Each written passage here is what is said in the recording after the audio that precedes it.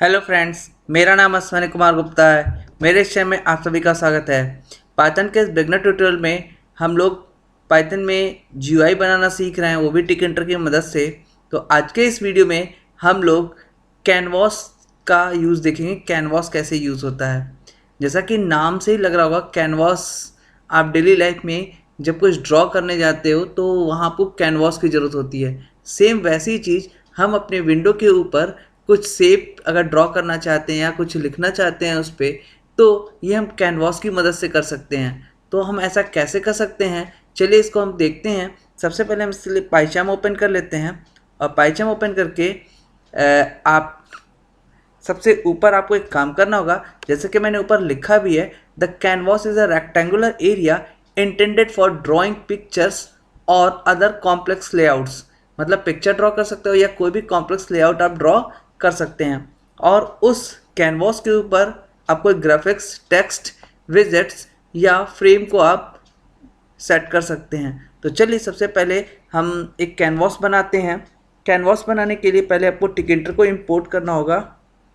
तो मैं पहले फ्रॉम टिकइंटर इंपोर्ट एस्ट्रिक कर लेता हूँ। इसके बाद मेरा काम होगा कि मैं टी के क्लास का ऑब्जेक्ट बना लूँ। Root is equal to T K. इसके बाद मैं इसकी ज्योमेट्री सेट कर देता हूँ, ठीक है। और चलिए ज्योमेट्री छोड़ देता हूँ, क्योंकि कैनवास जो बनाऊँगा तो मैं कैनवास की जो साइज सेट करूँगा उसी से हमारी ज्योमेट्री सेट हो जाएगी। और मैं इसका टाइटल सेट कर देता हूँ, रूट डॉट टाइटल। और मैं इसके अंदर लिख देता हूँ कैनवास एग्जाम्पल, ठीक है। अब हमको कैनवास बनाने के लिए, कैनवास हमारी क्लास होती है, उस क्लास का हमें ऑब्जेक्ट बनाना पड़ेगा। तो सबसे पहले तो मैं कैनवास का, देखिए मैंने एक वेरिएबल कैनवास ही बना रहा हूँ, लेकिन कैनवास का सी कैपिटल नहीं होना चाहिए, स्मॉल होना चाहिए, क्योंकि जो क्लास है उसका नाम है कैनवास, ठीक है। अब कैनवास कहाँ बनेगा, तो रूट पे बनेगा। मैं इसका हाइट और विड्थ सेट कर देता हूँ। तो हाइट में रख देता हूँ, मान लीजिए 1000, और विड्थ भी मैं रख देता हूँ 1000। और मैं इसका जो बैकग्राउंड कलर है वो फिल कर देता हूँ, B G is equal to, मान लीजिए मैं रेड कलर से फिल कर लेता हूँ, या रेड ही लिख लेता हूँ। चलिए रेड ले लेता हूँ, आप जो चाहे कलर ले लीजिएगा। फिर आप जैसे नॉर्मल कंपोनेंट्स को पैक करते थे, वैसे ही कैनवास को भी आप पैक कर दीजिए, ठीक है। अब आप पहले इसको रन करवा के चेक करिए। देखिए आपको एक विंडो मिलना चाहिए, और वो भी रेड कलर से। देखिए रेड कलर फील्ड हमको एक विंडो मिल रहा है, ठीक है। अब इस विंडो के ऊपर ये हमारा कैनवास हो गया। इस कैनवास के ऊपर हम कोई भी शेप ड्रॉ कर सकते हैं और कोई टेक्स्ट भी लिख सकते हैं। तो चलिए सबसे पहले हम इस विंडो के ऊपर कुछ टेक्स्ट लिखते हैं। तो उसको लिखने के लिए मुझे एक मेथड होता है, कैनवास डॉट क्रिएट टेक्स्ट, ठीक है। इसमें मुझे जो आर्गुमेंट पास करना होगा, पहला कि मैं टेक्स्ट कहाँ लिखना चाहता हूँ। तो मैं लिखना चाहता हूँ 500 x से और 10 5 से डिस्टेंस लेते हुए मैं जो टेक्स्ट लिखना चाहता हूँ उस टेक्स्ट को मैं लिख देता हूँ। टेक्स्ट इज इक्वल टू लिख देता हूँ, मैं लिख देता हूँ वेलकम टू पाइथन ट्रेनिंग। और मैं इसका फॉन्ट भी चाहूँ तो सेट कर सकता हूँ, ठीक है। तो फॉन्ट इज इक्वल टू मैं लिख देता हूँ, फॉन्ट इज इक्वल टू मैं लिख लेता हूँ फॉन्ट का नाम टाइम्स। और मैं इसकी जो हाइट है वो सेट कर देता हूँ, मतलब साइज, और इटैलिक कर देता हूँ। जैसे बोल्ड इटैलिक होता है, इटैलिक कर देता हूँ। साथ साथ मैं इसको बोल्ड भी कर देता हूँ, यानी बोल्ड और इटैलिक सब कुछ रहे। अच्छा, ये इटैलिक का आई आप स्मॉल लिखिएगा, मैंने शुरू में सही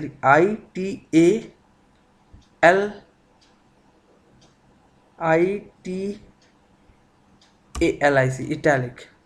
ठीक, फिर आप इसका भी कलर चाहो तो सेट कर सकते हो, लेकिन यहाँ कलर सेट करने के लिए आपको बैकग्राउंड या फोरग्राउंड नहीं यूज़ करना है, बल्कि फिल यूज़ करना है।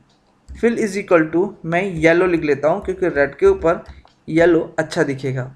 अब चलिए इसको रन करवा के देखते हैं कि मेरा कोई टेक्स्ट लिखा या कुछ प्रॉब्लम है। देखिए मेरा लिख के आ गया वेलकम टू पाइथन ट्रेनिंग।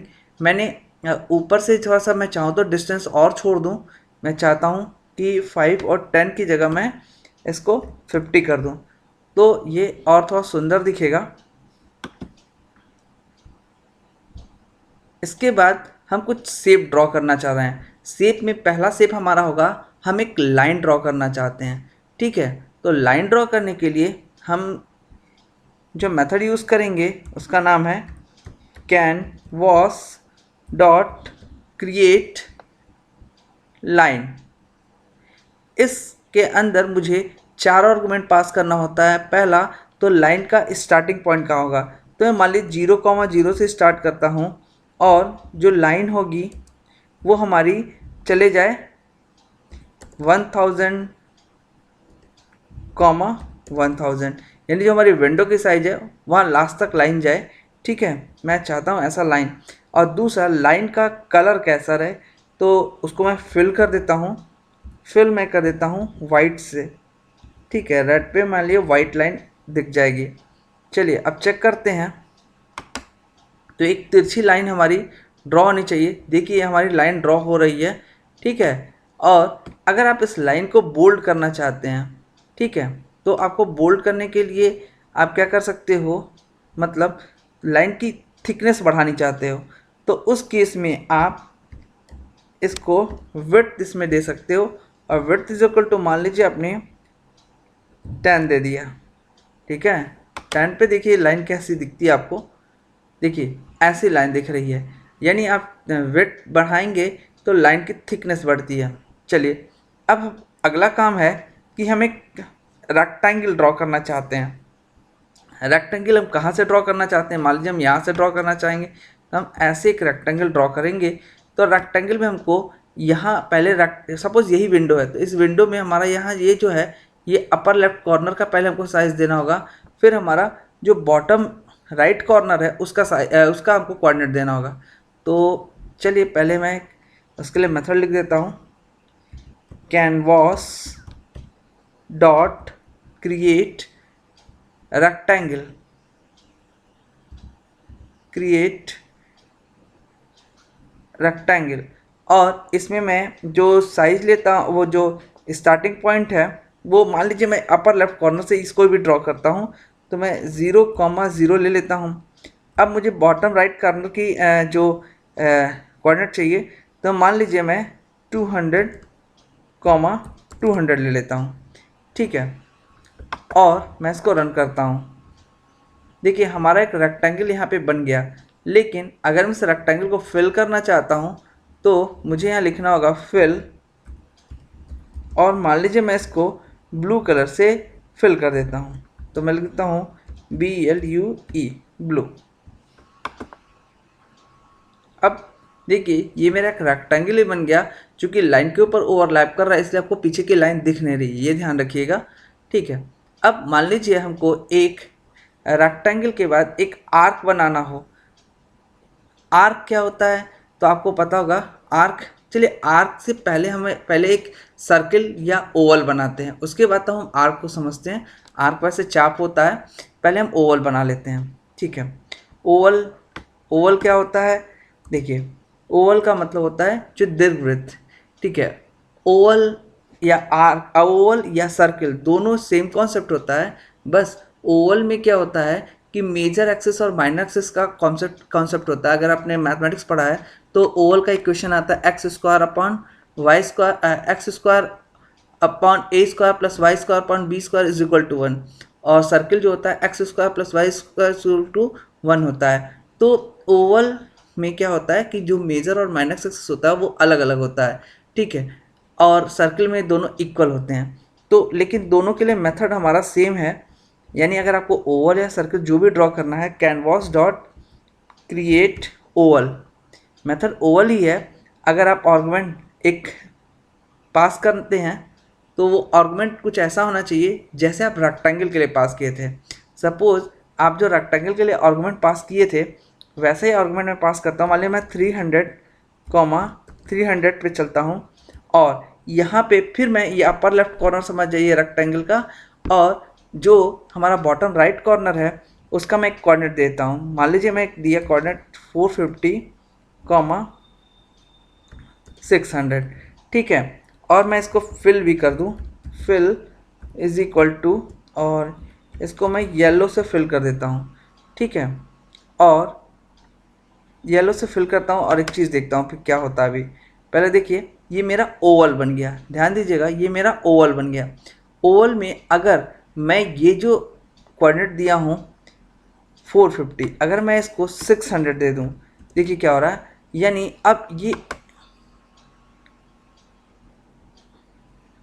अब एक सर्किल बन गया। क्यों?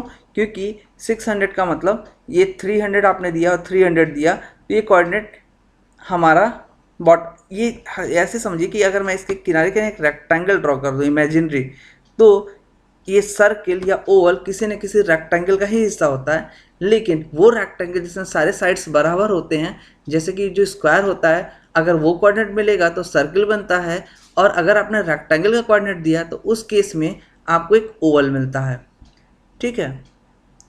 अब एक काम है कि मैं इसकी किनारे किनारे की आउटलाइन भी सेट कर सकता हूँ। आउटलाइन क्या क्या होता है कि जैसे मान लीजिए हमारे पास,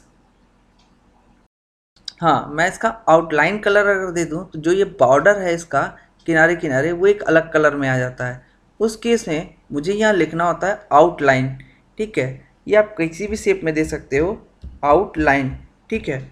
आउटलाइन इज इक्वल टू, ये मान लीजिए मैं इसको ब्लू से दे देता हूँ, ठीक है, तो अंदर अंदर तो येलो दिखेगा और आउटलाइन जो हमारी होगी वो ब्लू कलर से दिखेगी। थोड़ा आप ध्यान दीजिएगा, ये दिख रहा है, अगर आपको ना समझ में आता हो तो आप इसका विड्थ दे दीजिए, जैसे आप पहले विड्थ दिए थे वैसे ही विड्थ दे दीजिए, और विड्थ मान लीजिए आपने 5 का दे दिया तो 5 पिक्सल का ही विड्थ होता तो आपको ये दिखना स्टार्ट हो जाएगा, ठीक है। अब आप एक आर्क समझिए क्या होता है। आर्क का मतलब इसी सर्किल का ये जो पोर्शन है, कोई भी एक हिस्सा आर्क कहलाता है, ठीक है।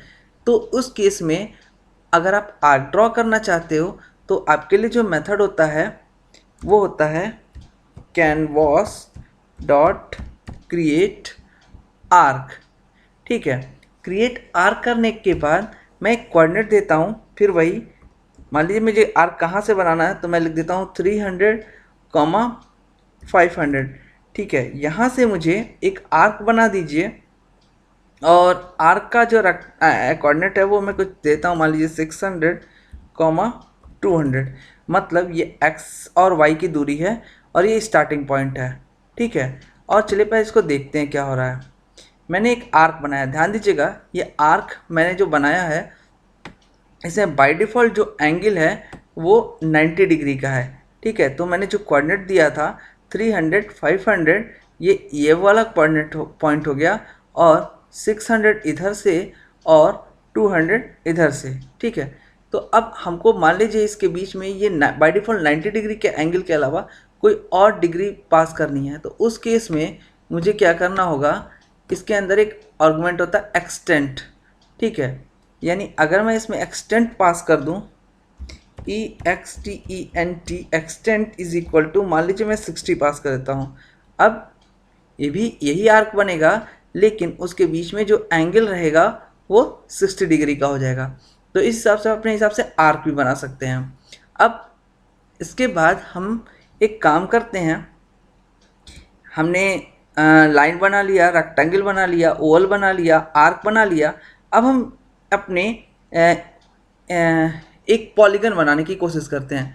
पॉलीगन का मतलब होता है जो मतलब मोर देन वन साइड से मिलकर बना होता है। फॉर एग्जांपल एक ट्रायंगल ही एक पॉलीगन का एग्जांपल है, ठीक है। तो हम एक पॉलीगन बनाना चाहते हैं, तो पॉलीगन में पहले हमारे पास पॉइंट्स होने चाहिए, ठीक है। तो मैं कुछ पॉइंट्स लिखता हूँ, पहले आपके लिए समझाता हूँ। तो पॉइंट्स नाम का एक एरे बना दीजिए, ठीक है। एरे बना के अगर मान लीजिए ट्रायंगल है तो आपको ट्रायंगल में 3 साइड्स होते हैं, तीनों का कोऑर्डिनेट जो होता है वो आप लिख दीजिए, ठीक है।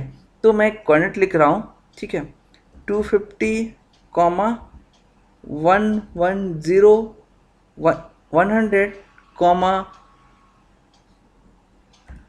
480, 280, फिर मैं 280, 250, 110। ये कोऑर्डिनेट देखिए 1 2 3 4 5, 1 2 3 4 5 6, एक और मैंने छोड़ दिया शायद 100, 480, इसका मैं 200 लिख देता हूँ कोऑर्डिनेट इसके बीच में, ठीक है। होगा क्या, जरा ध्यान दीजिएगा, मैंने यहाँ एक कोऑर्डिनेट लिखा है, ये कोऑर्डिनेट मुझे याद था, तो मैं ये देखिएगा, मैं ये जो कोऑर्डिनेट दिया हूँ और शुरुआत का जो कोऑर्डिनेट, ये इनिशियल और लास्ट जो कोऑर्डिनेट होना चाहिए वो सेम होना चाहिए, तभी वो लास्ट में आके कनेक्ट कर सकता है। अब 3 तो साइड के कोऑर्डिनेट हो गए, ये x1 मान, ये एक पहली x1 एक साइड हो गई उसका कोऑर्डिनेट, ये दूसरी साइड का कोऑर्डिनेट, ये तीसरी साइड का कोऑर्डिनेट, और ये जो कोऑर्डिनेट है ये उसको कनेक्ट करने वाला है कि लास्ट पॉइंट फिर से जाके उससे कनेक्ट होगा। तो टोटल हमको 4 कोऑर्डिनेट्स देने पड़े यहाँ पे, ठीक है। अब मुझे एक रेक्टेंगल ड्रॉ करने के लिए, सॉरी पॉलीगन ड्रॉ करने के लिए, मान लीजिए मैंने लिखा पॉली, एक वेरिएबल ले लिया और मैंने लिखा canvas dot create create underscore और पॉलीगन, ठीक। इसके अंदर मुझे क्या करना होता है, मुझे आर्गुमेंट देना होता है पहले पॉइंट्स जो मैंने एरे बनाया है, ठीक है। उस एरे का नाम अच्छा पॉइंट नाम का एरे है, एरे का नाम देना होता है। फिर अगर पॉलीगन को मैं फिल करना चाहता हूँ, जैसा कि इससे पहले ही मैं किया था, मान लीजिए फिल कर देता हूँ और इसको फिल इस ब्लू से करता हूँ, ठीक है। और फिर वही आउटलाइन कलर और विड्थ मैं दे देता हूँ, तो इस बार आउट लाइन में कर देता हूँ गोल्ड, ठीक है, गोल्ड से आउटलाइन कर देता हूँ, और जो विड्थ है वो मैं 5 ही दे देता हूँ, ठीक। और इसको रन करके चेक करिए, तो देखिए एक पॉलीगन यानी जो हमारा ट्रायंगल था वो ड्रॉ होके हमको मिल गया। जो मैंने कोऑर्डिनेट्स दिए हैं वो कोऑर्डिनेट्स आप देखिएगा, तो यहाँ पे ये 250, 110 इस तरीके से सारे कोऑर्डिनेट्स मैंने यही दिए हैं, फिर लास्ट में जो कोऑर्डिनेट दिया वो यही दिया है। तो आप इस चीज़ को एक बार अपने पास पहले एक मतलब जो भी पॉलीगन बनाना हो उसका कोऑर्डिनेट्स आप पहले रख लीजिए। अगर आपको दिक्कत होती है तो आप एक ग्राफ पेपर का यूज़ कर सकते हो और वहाँ से आप कोऑर्डिनेट्स को पहले समझ सकते हो, ठीक है। तब आप यहाँ पे स्क्रीन पे ड्रॉ करो। अब हमारे पास एक और होता है कि मैं इस जो हमारा कैनवास है इस पर कोई एक इमेज लाना चाहता हूँ, जो पहले से हमारे पास इमेज एग्जिस्ट करती है वो, ठीक है। तो वो इमेज लाने के लिए हमारे पास एक क्लास होती है फ़ोटो इमेज, तो मैं एक फ़ोटो नाम का वेरिएबल बना लेता हूँ, ठीक है। और यहाँ मैं जो क्लास कॉल करता हूँ उसका नाम है फ़ोटो इमेज, ठीक है। फ़ोटो इमेज में सबसे पहले तो क्वेश्चन होगा कि किस फ़ोटो को आपको लाना चाहते हो, तो उसके लिए आपको एक आर्गुमेंट पास करना होता है जो फाइल के अंदर पास होगा, और इस यहाँ जो फाइल में जो पास होगा वो ये पास होगा कि फ़ोटो का पाथ चाहिए। अगर फ़ोटो आपकी इसी करंट वर्किंग डायरेक्टरी के अंदर है, जैसा कि आपके जिस जहाँ से आप प्रोग्राम रन करा तो वहीं पे, तो आप सीधे उसका फाइल का नाम लिख दीजिए, ठीक है। मेरे पास एक फाइल है जिसका नाम था test.gif। ये भी ध्यान रखना है कि जो फ़ोटो ये डिस्प्ले करता है वो GIF होना चाहिए या PNG होना चाहिए। ये JPG को फॉलो नहीं करता है, तो JPG फ़ोटो मत लीजिएगा। अगर पाथ कहीं और रखे हैं तो आप फुल पाथ दे सकते हो, ठीक है। इसके बाद आपको एक काम करना होगा, आपको लिखना होगा कैनवास डॉट क्रिएट इमेज, ठीक है, क्रिएट अंडरस्कोर इमेज। इसके अंदर आपको जो आर्गुमेंट पास करना है वो है कि फ़ोटो कहाँ से बनेगी, मतलब उसका स्टार्टिंग लोकेशन कहाँ से होगा। तो मान लीजिए मैंने लिख दिया 500, ठीक है, जो इस विंडो का सेंटर है कुछ वैसे ही, ठीक है। फिर मैं इमेज नाम का एक आर्गुमेंट इसमें पास होता है, उसमें मैं फ़ोटो नाम के वेरिएबल को पास करता हूँ जिसके अंदर हमारा फ़ोटो इमेज का रेफरेंस है। इसके बाद यहाँ पे एक चीज़ होती है एंकर। ये एंकर क्या होता है, फिलहाल अभी एंकर इज इक्वल टू मैं NW लिखता हूँ, ठीक है। और पहले आपको ये इमेज बना के दिखाता हूँ, उसके बाद हम एंकर को समझते हैं। देखिए हमारी जो इमेज है जो हमारे पास थी वो आ गई। अब एंकर को समझने के लिए हम एक काम करते हैं, हमने एक यहाँ पे एक इमेज लिया है। देखिए एंकर में जब मैंने नॉर्थ वेस्ट NW पास किया, इसका मतलब है कि जो फोटो हमारी बननी शुरू होगी वो नॉर्थ वेस्ट से बननी स्टार्ट होगी। अगर आप यहाँ पे ऐसी पास कर दो, ठीक है, तो अब ध्यान देखो क्या होगा, या एनी पास कर दो तो क्या होगा, या सेंटर पास कर दो तो क्या होगा। आप इसमें से कोई भी आर्गुमेंट पास कर सकते हैं। चलिए हम थोड़ा चेंजेस करते हैं यहाँ पे। पहले मैं आपको रन करता हुआ दिखाता हूँ। देखिए ये मेरा पूरा इमेज आया इस बार, लेकिन मैं इसको बंद कर देता हूँ और ध्यान रखिएगा ये कछुए का मैं यहाँ सेंटर पास कर देता हूँ, तो देखो क्या होता है, CENTER। अब देखिए ये 500 से स्टार्ट होगा और जो इमेज जो ड्रॉ करना स्टार्ट किया उसने ये पोर्शन। तो आप इस इमेज को, बड़ी इमेज लेके आप इसको चेक कर लीजिएगा, ठीक है। और एंकर आपको अच्छे ढंग से और समझ में आ जाएगा जब आप अपनी इमेज लेंगे तो ये एंकर का मतलब ये होगा कि वो इमेज किस पोर्शन से ड्रॉ हो रही है, ठीक है। तो अगर आपको मेरा वीडियो अच्छा लगा हो तो लाइक करिए और अपने दोस्तों के साथ शेयर करिए। कोई प्रॉब्लम हो तो आप कमेंट कर सकते हैं। Thank you for watching this video. Thanks again.